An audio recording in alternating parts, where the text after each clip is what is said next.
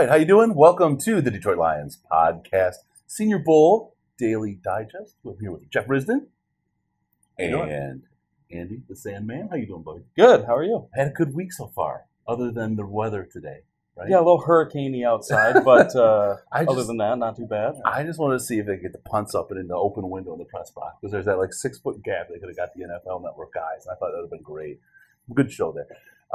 Weather shut things down for everybody today. We had a brief window of opportunity from some inside connections where maybe we could get in, but even those were shut down. The teams, who was there from the Lions? There was room for two people from every team. So Bob Quinn and Kyle O'Brien were the Lions representatives. There are no coaches, no scouts, no nothing. You think Quinn was the right guy?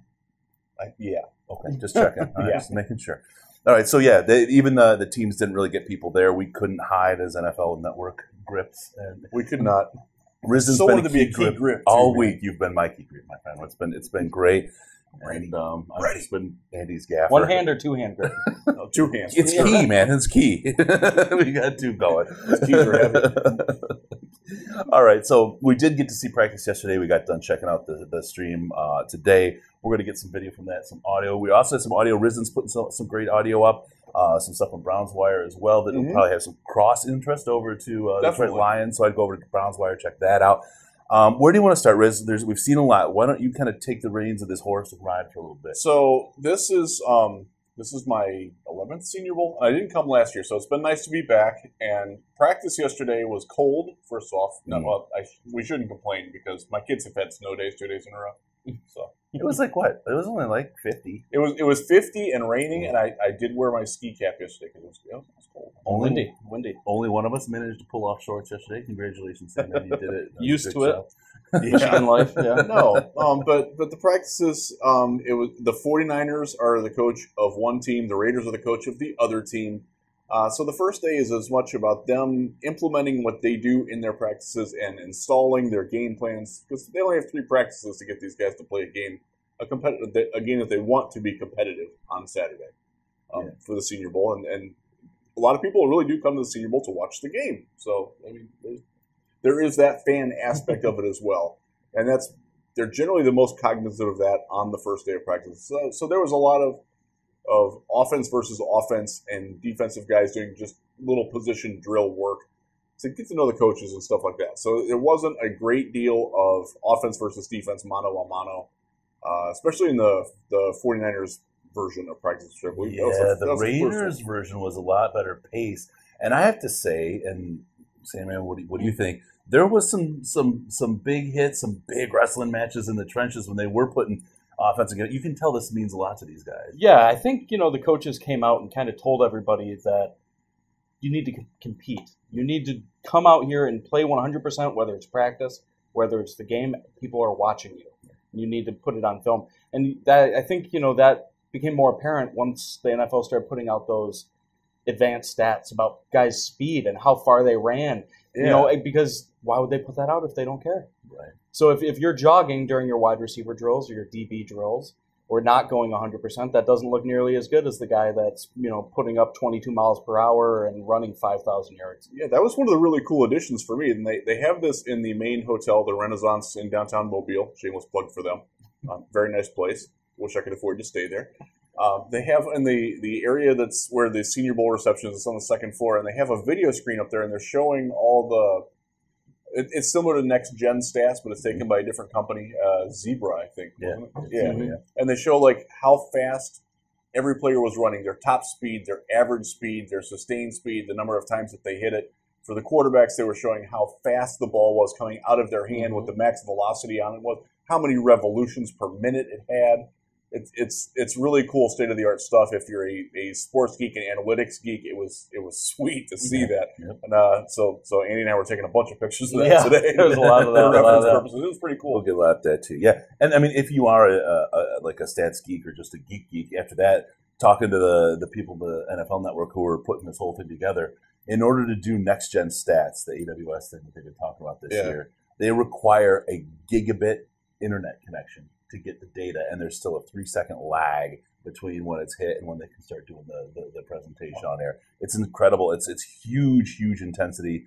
huge intensive in resources to get it out there. And there was a lot of discussion about whether that would be there for this or not. So the Zebra guys came in doing a good job. It's really good stuff. Really quick, I want to talk a little bit about the difference. And so these numbers here, you look at guys, you're a scout, you watch, wow, that guy was really fast, oh, that guy was fast. But you really don't have those fine differences between them. These stats give it to you. But even with that, let's talk about the difference in intensity between these players here this week and the guys in the Shrine game last week. Do you notice it? Because I really do. Yeah, these guys are definitely, they're higher-end athletes by and large. The Shrine game has guys that are hoping to get drafted, and maybe a handful of those guys will be considered in the 3rd, 4th round. And the guys who were in that are here. Guys like Dalen Mack from Texas A&M, Oli Udo from Elon. That's a very tough thing to say. Good work.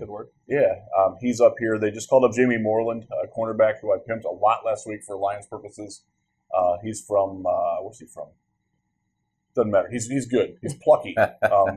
Good player. Plucky Jim Rat type? Yes. Yeah, exactly. So he got his way up here. You know I have a soft spot for plucky slot corners. Yeah. So I do see a difference in just the level of athletic prowess here.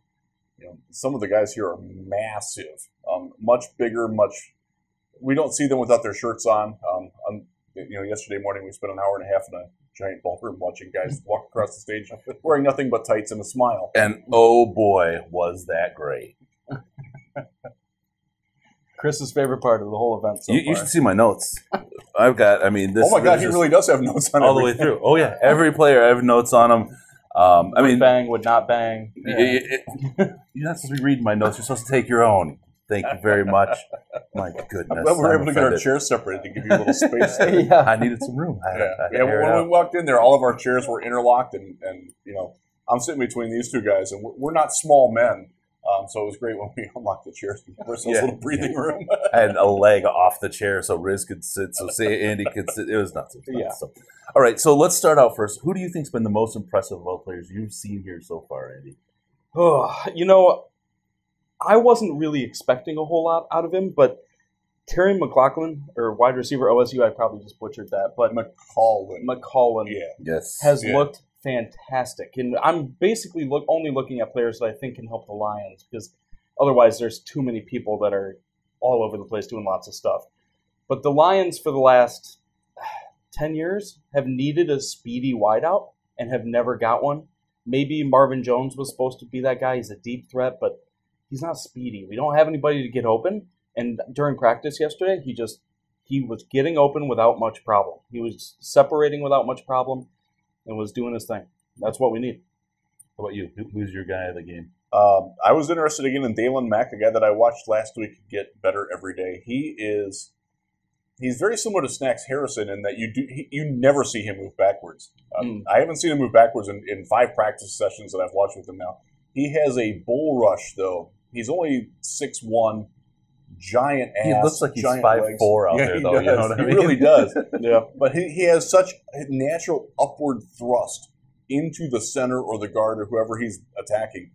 He gets leverage. He gets movement every single time. It is like watching Damon Harrison. And if you don't want to play Damon Harrison, 85% of your snaps, and I don't think you do, there's a guy who can help you. He was really good.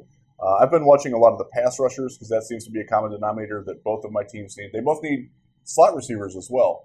And one of the guys I'm sure we're going to talk about is Andy Isabella from UMass, 5'8", 185-pound white wide receiver. Don't compare him to Julian Edelman or Danny Amendola, though, or Wes Welker.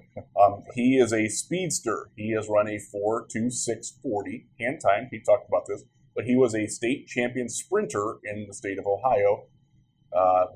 Has run consistently 10.5, 10.6 range in the 100 meters. That's fast. Mm-hmm. And it showed in the practice session yesterday. He's a little too happy to show off his footwork. I think he could be a little bit cleaner with it. But he got open on every route and caught everything that was thrown to him other than one pass that hit him in the helmet because he didn't get his head around yet. And some of that is the fact that the quarterbacks don't have that sync up yet. Yeah. I just met this guy yesterday. Yeah. No, those Ohio boys are quicker. They got to get a hold of them sheep, and there's only one way to do it, right? Speaking of Ohio boys, Terry McLaurin, again, he's a guy, I will jump on with him as well. He was he can cut. My God, I'm surprised Turf didn't fly up when he made a cut because he just stuck and changed direction like crazy. That was, and his speed, again, he was one of the top 5 speedsters out there. According to those Zebra stats, that was good stuff. But a guy, I've been watching a guy, I'm going to touch on 2 guys. The first one I'll talk about that I've got a little bit of a crush on right now. We've got a relationship that was supposed to blossom a little further today, but they kept us out. I don't know if it's really the rain or my relationship with Andy and Isabella, but we'll see. This guy's got some moves. He's looking really good out there. The buzz is high on him right now. A lot of people are talking about him. Speed. He's both got speed and quickness. He's got both pieces. He's your guy that I could easily see taking a Golden Tate type of role if we were to keep the same kind of offense year over year.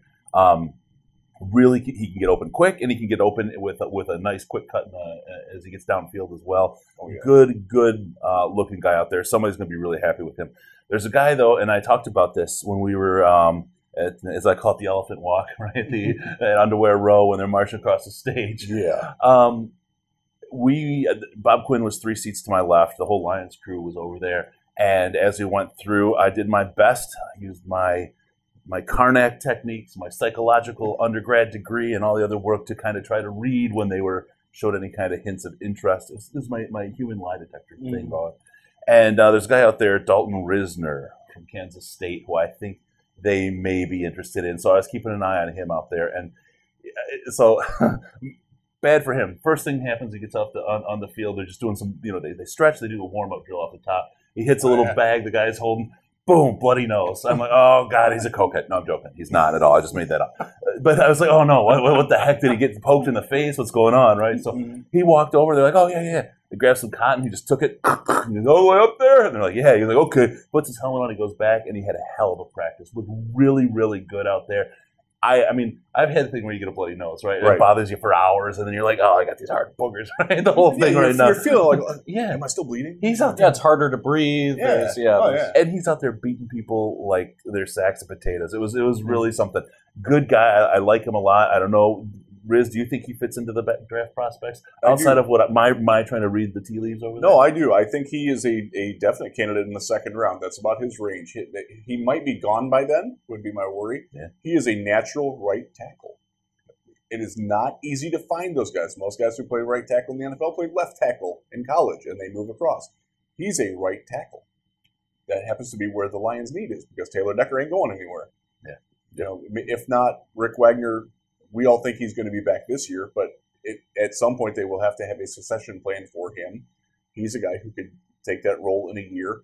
You're spending a second-round pick on a guy who might not play right away, but can also maybe he takes over. Maybe he's your swing tackle. Maybe he allows you to move Tyrell Crosby inside to be the right guard. Mm-hmm. So there's a lot of ripple effects of that. He's a very good player. I've interacted with him on Twitter simply because our names are similar, and he was really cool. I enjoyed talking with him. I haven't interviewed him here yet. Dalton Risner, keep an eye on. Yeah, I think he has value here, even if he doesn't start right away. He puts a little pressure on Rick Wagner to play a little bit better. Not that Rick has been horrible, but I think people had expectations that he has not yet met. Yeah, that's fair. And, towards the end of the year, we did see a lot of tackle eligible. And it would be nice to have a guy that's comfortable out on the field, playing on an edge, that actually can go out there and play the tight end OT combo package and kind of fit in and help our running backs do what they're supposed to do. Yeah. And he has played in front of both a running quarterback and a pocket passer. So that gives you some idea of his athleticism. He can go out. He can cut block on the edge really nice if they want to do a quick jet screen or something like that. He can do a lot of different things. And he can do it all with a single nostril. So I'm going to talk about the 2 teams just really quickly before we get a little deeper into some of these players. The North and the South.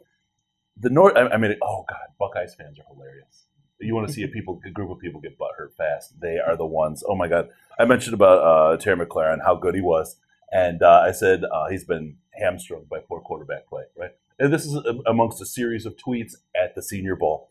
They probably, yeah. Oh my God, Hawkins is the second coming. We call him Heebus. No.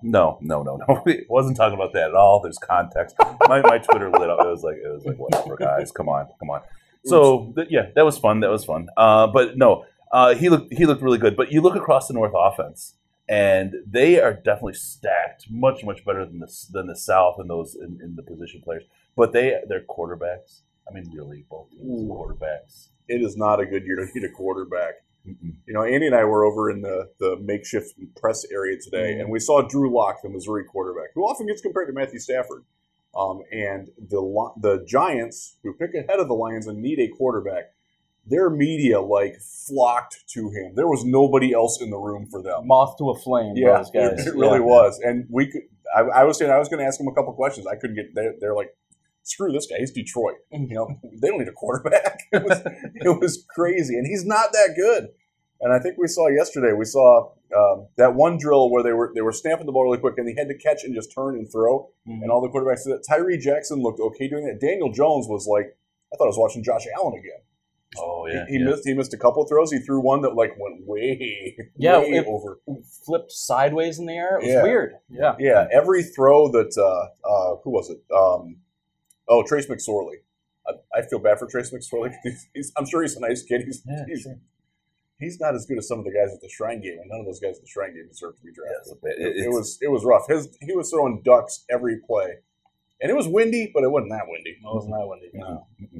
Okay, shout out to one guy, Jacoby Myers. It's got a little personal joke for me as well, but Jacoby Myers looked pretty good out there as well for the North as a wide receiver. Had some good speed. Number 11 playing out there. He did good, and we picked him up off the field just to his play. He stood out a little bit. Yeah, he made a couple sideline catches that were pretty amazing. Yep. Tiptoes. He caught one right. The ball had to have touched his shoulder pad as it went over, and he just snagged it in. He did. He looked really good. Yep. And he wasn't even on my radar at all, but he is now. Yeah.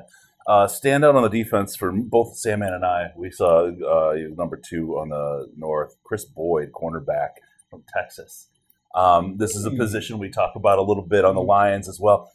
Against both Isabella, against McLaurin, he played very well. He was the only guy that could play them at all close, and he looked real good. The kid from Washburn sure as heck couldn't. Valentine. He had some struggles. He was one of those guys where the receiver's like, I hope he's guarding me so I can look good. Yeah, look really good. Exactly. Rough day for him. Yeah, no, Chris Boyd is actually a guy. I know the Lions have scouted him in person at Texas. They've been to Texas practice. Now that Longhorns do have other prospects, they have another guy here, Charles Omena, who with his 30-god-long arms as a defensive end, who they like as well. Yep. But the Lions know him well. He's an interesting prospect. He's not the fastest guy, but he's not slow. Right. And I think we saw yesterday he can handle the speed of anybody here. And he liked to be physical a little bit. I think I saw in the team drills he was very good at getting on the inside of his of his wide receiver, making sure that he wasn't blocked out away from the play. Yep. That's something the coaches really look at. I'm sure that's important for Matt Patricia. Yeah. Comes in at 5'11" and a half and 195. He's got a decent amount of size. I mean, he's got the right physical attributes to play a good quarterback. Yeah, and we're talking about one-on-one drills here. Right. So there aren't other defenders that he can kind of lean on, allow guys to go inside or outside based on other defenders. And he really did a good job. There was a couple plays where it looked almost like he guessed, but he never guessed wrong. So it's hard to say if he's guessing or if he saw things.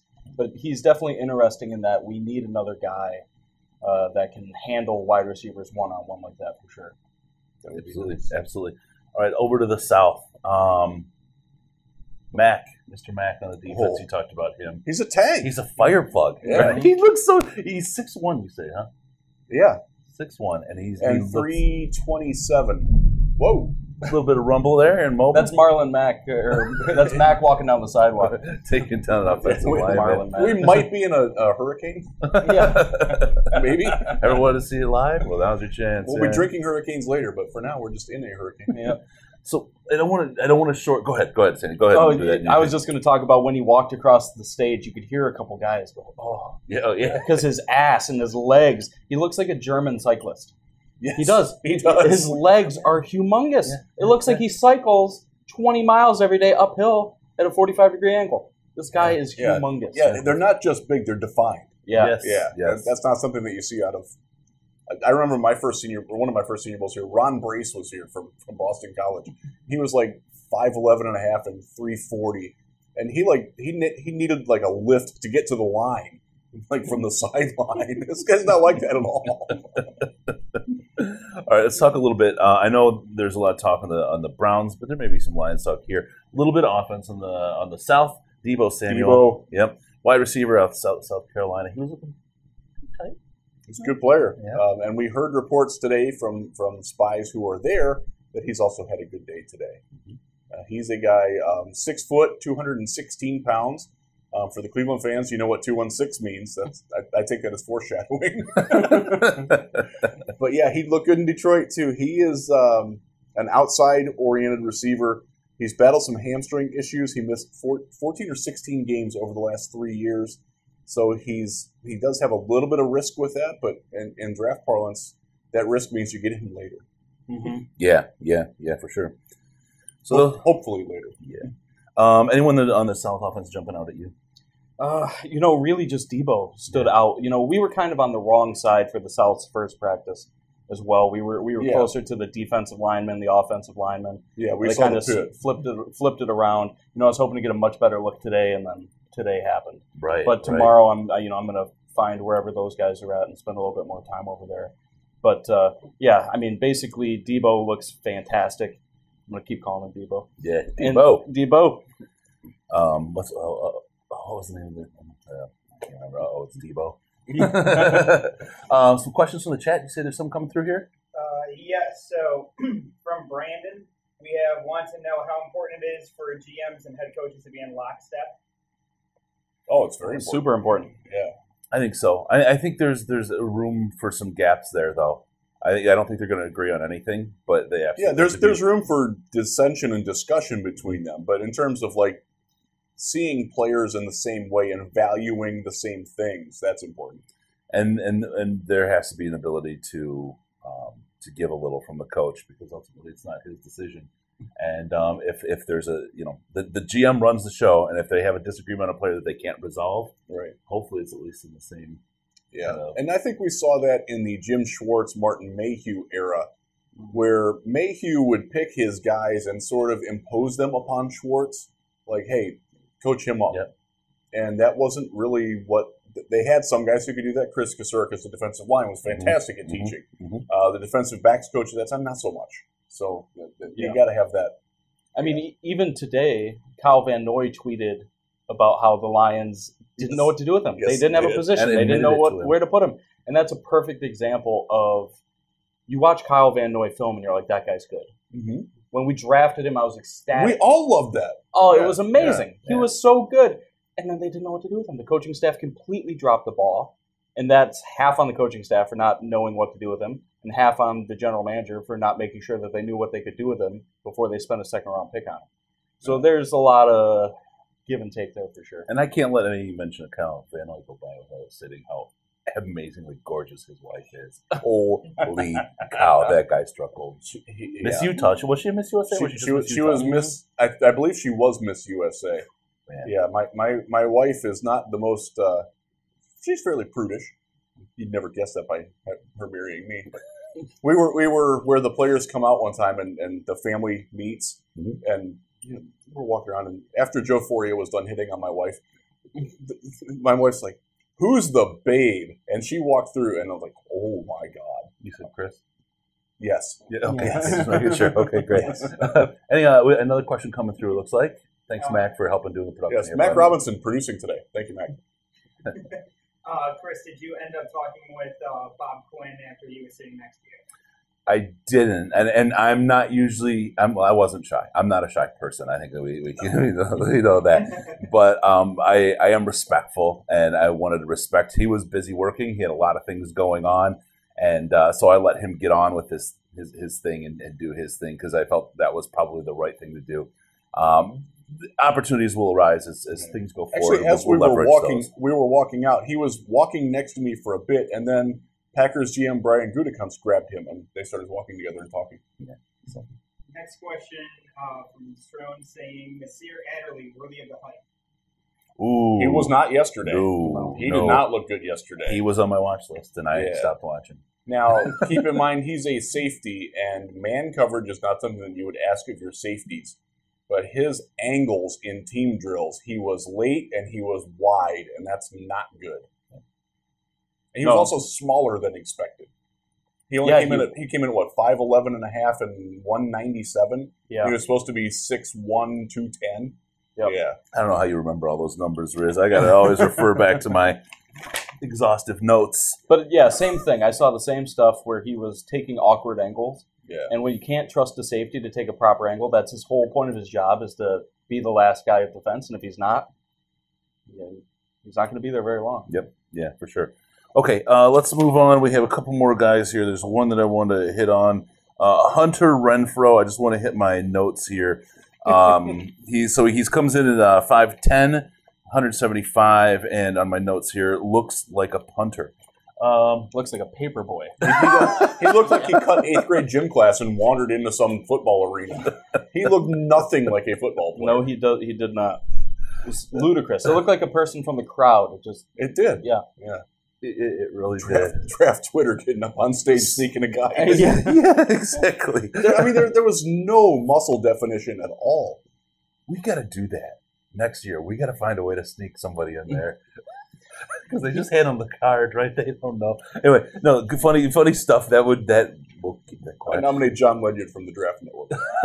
And he also had incredibly small hands. Yeah, he did. 7.5-inch hands. 7.5-inch hands. His arms were, 29 inches, something like that? Yep. He is not getting drafted just on measurables. So, no, fantastic. He was great for Clemson. Yeah. But Yeah. that's going to be the extent of it. Yeah, for instance, this is a 9-inch hand, and I don't have big hands. Not that wide. Yeah, okay. I got a bent pinky. Finger deformity. Yeah, finger deformity. Oh, that was listed in the injury sheet here. It was. Okay, Volleyball so suck. another question, or can we? Yes. Okay, go ahead. A couple more questions that I got for right now. First one, what kind of beer are you guys drinking? Youngling. I absolutely They're love having this stuff. Yinglings. I am having Fair Hope Cheap Sunglasses Golden Ale. It's a local beer. I try to support local economies and local breweries when I can because I'm from West Michigan, Beer City, USA, and that's our thing. This is pretty good. It's for people in West Michigan. It's similar to Perrin Gold, but not quite as good.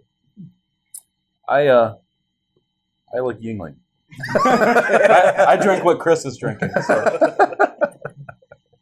And speaking of the South Squad, Montez Sweat, is he worthy of number 8? Oh, good. He's on the list. Go ahead, Riz. That's What a are you good question because I think we need to consider that the Lions will consider him at number 8. Mhm. He has a stiff arm. Oh, my God.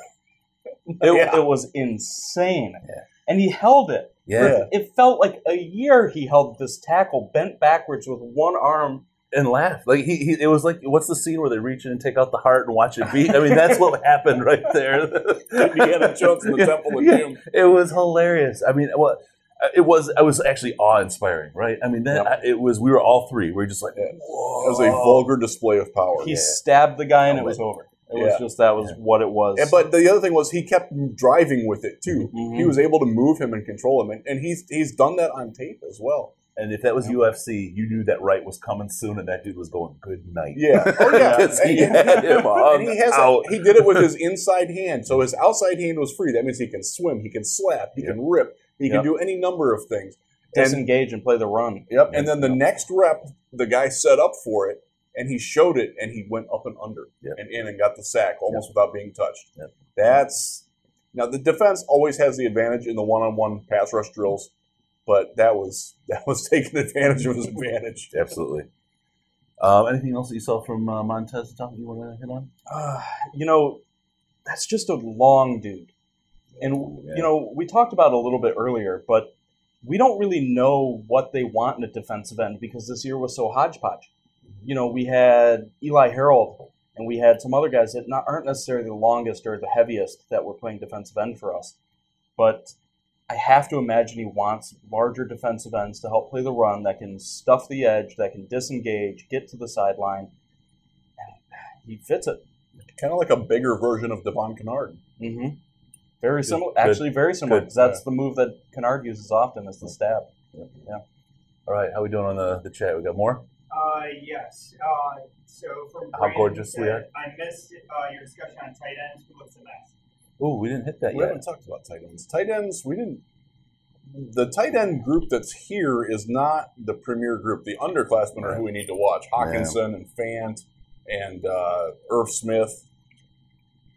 Excuse me.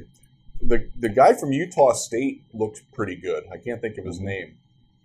As a physical specimen, Barham from Stetson. Looked, yeah, the big guy. Yeah, he's a physical specimen. 6'8" and change, 249 pounds. And he can move. Yep. We saw him out there a little bit. He was on top of the speed rankings for the South tight ends, too. The only thing is that separation problem that we have so much with the wideouts and pass catchers and the Lions. I didn't see a lot of separation out of him. I can see him, like, he's got such a massive target for the guy to hit. Yeah. That's great when you're throwing to him, but it's also easy for a defender to manipulate him. Right. Yeah, I didn't really watch enough tight ends to have any good conversation about them. Yeah, there wasn't none really stood out. I saw a couple, but it was all pretty mediocre play. Nothing that really made me jump. I watched Parham, and I picked him off the stage just because he is absolutely not just tall. Yeah. Holy! From the knees down, he's not big. He's small, and you see that with a lot of guys coming out of college. They have these thin calves. They skip leg day. I don't know what the hell's going on, but he's a monster everywhere else. So we'll see how he develops out and what happens with him. So the next question is whether edges fit Matt Patricia's scheme, and then also a question about cornerbacks, and somebody else had mentioned any high-end quality cornerbacks as well. Everybody wants cornerbacks. Yeah, Chris Boyd was the best one I saw on the field yesterday when we were out there. Nothing that I saw, and we could the roster. Sure. We could. Anybody rings my bell. Willis looked okay from Michigan State. He held his own in a couple, drills, but he looked like a mid-rounder to me. But it's tough. Yeah, none of them. As we were scanning the field during drills, that's the problem with today and the rain out that made it so difficult because we needed the information from today to really start putting time. Because you've got a data point of one practice, right? Mm-hmm. You want to get that second one, and then tomorrow the third one. We're going to have 2 to work with. We'll have some video. We're going to get some extra video that's not going to be available to most people that we're going to be able to parse through. But it's going to be a little tougher this year, and unfortunately, being my first year. It's going to be tough, just kind of period, and to put these things together. Yeah, one guy I do want to watch a lot is Oruwariye from Penn State. Mm-hmm. He looked good. He was a little smaller in weigh-ins than we expected him to be, but he's still a very well-built guy. And he is definitely a candidate for the Lions' second-round pick. I don't think there's not a first-round corner here, I don't think. I think he's going to be the first corner taken from here. Yeah. And he fits that bill. Look, the kid from South Dakota State too, Jordan Brown, another well put together guy. He's not as big as he's listed here, I know, but he had a couple of nice reps yesterday. He had one in team reps where he shed a block nicely and got out in front of a screen. So that was nice to see. Well defined is one of the adjectives I had for him in my extensive notes. We want to hit that edge rush comment though. We've hit this a couple times. So let's talk about it from the perspective of the Lions. It doesn't seem like there's the guy. There's some great guys there. Sweat is one of them. But does he complement what we have? Does he fill a gap that we need? Or is he kind of fit with things that we already have? Well, and that's the thing. I'm not sure that we know. Do they want another guy who's similar to what they have? Or do they want a pure speed guy? Mm-hmm. And that's something that we have to figure out. I think that's something, quite honestly, I don't think they've decided that yet. I think that's something that they're going to weigh in on. But there's... Yeah, they may just take the most talented guy and kind of mold around because, like you said, we don't know. We don't know if they want a Jason Jones defensive end or if they want an Eli Harold / Devon Kennard type of defensive end. We don't know. They may just take the best guy, literally the best defensive end available, and let him do his thing. Yeah. Yep. I mean, that's the whole point of hiring Matt Patricia. Yeah. Is to let him, fit guys into holes that, they can do the best work in. Yeah, and that's a great point, Sam, man, because so often throughout the years in his tenure with the Patriots, he's been given all different kinds of players on defense, and he's made them work every year. I think you just get him great players, and he's going to come up with a great defense for it. So. What was the deal with the director saying banged up about L.J. Scott? Seemed to be lacking a description. That raised a bunch of eyebrows, didn't it? Yeah. You could hear the crowd was audible, kind of like, ugh. Huh? Yeah, so all the other guys that weren't here because of injury, he listed their injuries. That included Chase Winovich, who had foot surgery. Right. And there were some other guys. And then he got to L.J. Scott. And L.J. Scott is not here because he's banged up. And he said it just like that, too. Yes, he did. Okay. Yep. Yeah. Yeah, he didn't do the air quotes, but they were there. Yeah, they were Oh, there. yeah. Not a good look for LJ. No. Audio air No. quotes. Lions fans 55 chiming in saying any wide receivers that stood out to you guys. I know you guys hit on a little bit. Yeah, we hit down on those earlier. Again, let's just kind of refer back to the beginning if you want to the beginning of the thing. I'm gonna But see if there's there's any here. a couple guys we talked about. One guy that I didn't talk about is Isabella. Tyree Brady from Marshall. He had some really good reps, Right. and he's a big guy. He is, to say he's a fast Marvin Jones does a bit of a disservice to Jones, because I think Marvin has proven that he's a darn good receiver. But he's a guy who can take 3 or 4 steps, sell a route either short or long, and get some space that way. Not necessarily an instant open guy, but a 6'2", 210-ish pound guy. Probably runs in the low 4.4s and dealt with bad quarterback play and still thrived. So. Yeah, they all dealt with bad quarterback plays. Yeah. Well, he had that in college too. Marshall didn't. They had a linebacker playing quarterback for a couple games once. And even though he might not be here, somebody was asking about Greedy Williams as well from LSU. I'll let you take that one, Riss. I think, and I'll say this as a blanket statement that is my opinion. I haven't heard this from anywhere else. He is an alpha dog. Darius Slay is an alpha dog. You got to be real careful to put 2 alpha dogs in the same secondary. It can work. It can really, really be bad too. Mm-hmm. I don't. Just my take on it is that I don't think Darius Slay would be all that welcoming of Greedy Williams. They are very similar players. I think you want a little bit more of a variety in your corners. You want a guy. When you have a guy who's different like that, you can let Darius focus on the number 1 receiver. Or you can have him play the big guy, and you need a guy who's maybe a little smaller and quicker to handle the other guy. I don't get that, and I don't think the Lions are looking at that, quite honestly. I don't think they're looking first-round corner. I really don't. No, I would not. I can't think of a situation where a corner comes out that I would want to take him first round. It's just too hard to put a guy out there playing. There's been a lot of success these years recently, but it's just too hard to pick a corner and have him be a difference maker that a first round pick should be in your number 1. I just don't see it. Yeah, to me, a guy like Greedy Williams, like Jeff said, is too similar to Slay for the Lions, in my opinion, as well, actually, because right now we have a weird conundrum where if a team has a fast guy and they have a big guy, they have to choose who Slay goes on. Right. Because we don't have any guys that can play a big guy, and we don't have any guys that can play a fast guy. And we have one. It's Slay. Yeah. So when we play Deshaun Jackson and who's the other guy on the Bucs? Mike Evans. Mike Evans. Yeah. You have to choose fast. So you have Slay defending Deshaun Jackson, which probably isn't your best usage of Slay, but it's the only one you have.